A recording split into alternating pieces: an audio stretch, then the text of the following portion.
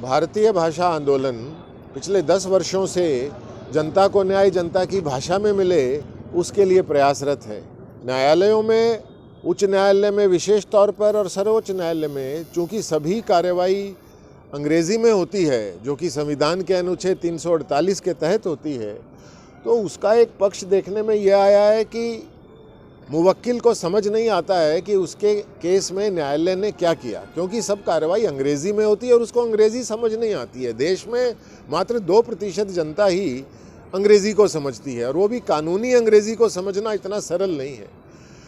देश भर में घूमते हुए ये भी ध्यान में आया है कि अधिकतर वकीलों को अंग्रेज़ी में बोलने में, कार्य करने में और बहस करने में उतनी सरलता महसूस नहीं होती जितनी वो अपनी मातृभाषा में कर सकते हैं। इसलिए हम लोगों की ये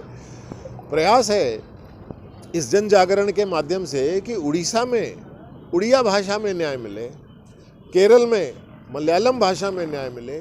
और जहाँ हिंदी बोली जाती है वहाँ के न्यायालय हिंदी भाषा में निर्णय दें।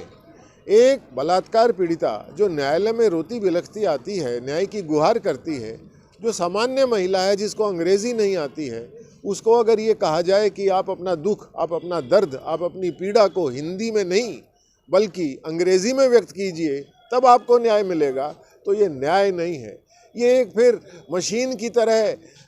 कार्रवाई हो जाएगी जो केवल एक जिसको हम कहेंगे निर्णय तो आ गया लेकिन न्याय नहीं हुआ। इसलिए अपनी मातृभाषा में न्याय मिले, निर्णय मिले, सारी प्रक्रिया अपनी मातृभाषा में हो, उसके लिए भारतीय भाषा आंदोलन साइकिल यात्राओं के माध्यम से समाज में जन जागरण कर रहा है। अयोध्या आने से पूर्व हम लोग उड़ीसा में भुवनेश्वर के जगन्नाथ मंदिर से पुरी तक 60-70 किलोमीटर की साइकिल यात्रा को हमने पूरा किया है, जिसमें जगह जगह कई जिलों में, पंचायतों में समाज के विभिन्न अधिकारियों से मिलते हुए इस विषय को रखा है। आज दूसरे चरण में हम लोगों ने अयोध्यापुरी की पावन भूमि में सिविल कोर्ट से हनुमानगढ़ी तक की वाहन यात्रा निकाली है, जिसमें अधिवक्ता बंधुओं ने पर्चे बांटे हैं, जगह जगह पर समाज को इस विषय से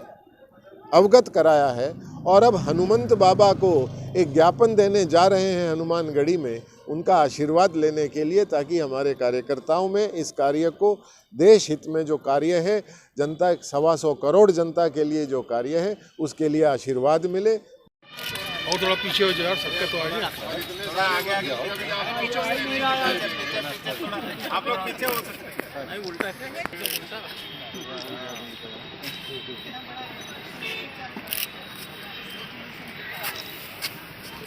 भारत माता की जय। जनता को न्याय जनता की भाषा में, जनता को न्याय जनता की भाषा में, जनता को न्याय जनता की भाषा में, जनता को न्याय जनता की भाषा में। भारत माता की जय। ठीक से ले लीजिए जो लेना है। हाँ ये